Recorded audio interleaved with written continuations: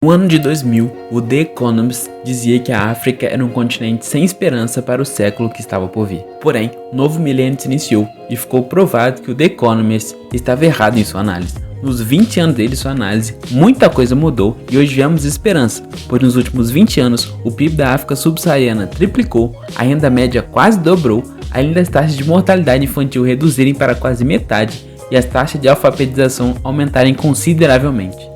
Dito isso, nesse vídeo iremos analisar como o continente africano poderá se tornar uma superpotência mundial com auxílio chinês. E aí, será que isso é possível? Ou será que isso será um novo capítulo do neoimperialismo? É isso que iremos discutir hoje. Então, sem mais delongas, bora logo iniciar um devaneio. Então, antes de começar, já deixa o seu like, já se inscreva no canal e ativa o sininho para acompanhar nossos próximos vídeos. Aqui falamos sobre história, negócios e empreendedorismo. Então bora logo pro vídeo. Antes de tudo, precisamos entender o que aconteceu na África nas últimas 2 décadas. Precisamos relembrar 2 acontecimentos históricos, a queda do Muro de Berlim e o fim da União Soviética. A União Soviética protegia e bancava muitas ditaduras na África, porém, logo após a sua queda, o continente seguiu em direção ao liberalismo econômico, com a entrada de empresas estrangeiras nos vários países desse continente. Desde 1996, a África pode ser tida como o continente mais pobre do mundo, mas não é mais um continente sem esperança, conforme analisado anteriormente pela revista The Economist. Desde a queda da União Soviética, existe uma outra nação que está alinhada com a África e essa nação é a China. Com uma crescente influência chinesa na África, cresce também certa desconfiança sobre seus propósitos sobre o continente. A China vem investindo pesado em infraestrutura em países africanos. Alguns desses investimentos são em linhas ferroviárias, na Nigéria e na Etiópia, que juntas somam 16 milhões de dólares. Além disso, uma zona econômica de 11 milhões de dólares está sendo desenvolvida na Tanzânia.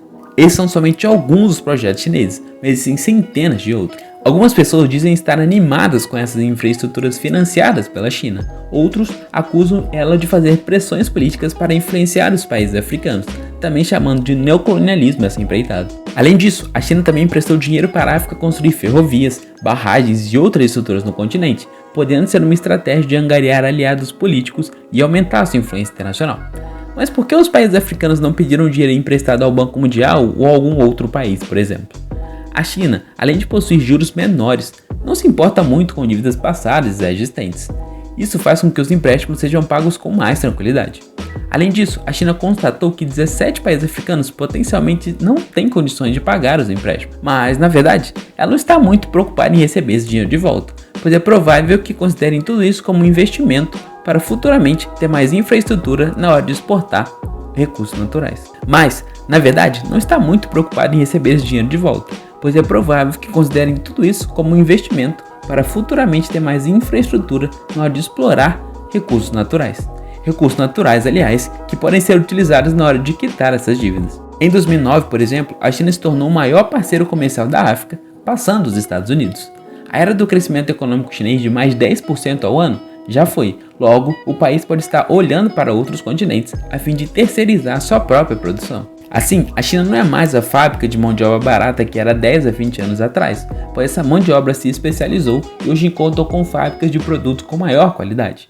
A competição na China é grande, fazendo com que ela não seja tão interessante assim abrir um negócio lá, e por isso que algumas fábricas de manufatura chinesa estão sendo montadas no continente africano. Logo, o continente poderia se assemelhar com a própria China nos anos 1970 e 1980, onde era possível fazer uma fortuna abrindo um negócio. Mas, embora empregos sejam criados, isso pode e mesmo vem gerando degradação ecológica em um nível muito alto. Essa onda de liberdade econômica atraiu empresas da China para a África pela facilidade em fazer negócios somada à mão de obra barata, assim como aconteceu na China nos anos 1980 e 1990. E mesmo nos anos 2000, quando empresas do mundo todo procuravam cada vez mais pela mão de obra barata chinesa. A principal característica chinesa das décadas passadas de mão de obra barata deixou de ser tão atrativo, pois o avanço econômico do país elevou o salário médio do chinês. Antes, o país era conhecido por grandes produções de materiais de simples qualidade. Hoje, temos um país tecnológico com qualidade de ponta. Com todo esse cenário, a China pretende ganhar influência política para poder controlar melhor as decisões que lhe favorecem, enquanto ganha dinheiro fazendo investimentos a longo prazo. Muitos, porém, desconfiam dessa superpotência, a acusando de neocolonialismo. Mas ora, isso não seria a política realizada pelos Estados Unidos durante décadas? Pois é, Fica aí o questionamento e pra gente pensar. Por tudo isso, a China não está traçando relações com o continente africano à toa e não é por ser um país bonzinho com todo mundo que precisa de apoio financeiro.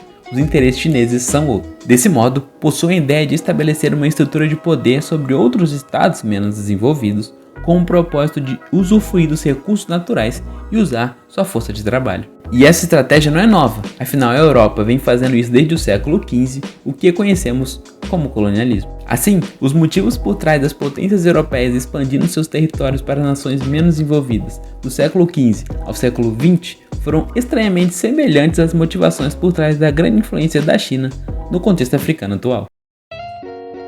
E aí, você acredita que a China tem segundas intenções sobre a África? E quais seriam as diferenças entre essas estratégias chinesas e a estratégia utilizada pelos Estados Unidos e a Europa nos últimos séculos? Será que são semelhantes ou diferentes? Deixa aí nos comentários a sua opinião. Vamos então chegando ao final de mais um vídeo aqui do canal. Não se esqueça de se inscrever, dar o like no vídeo e ativar o sininho para acompanhar todos os nossos próximos conteúdos. Por hoje foi isso e espero que você tenha tido um bom devaneio.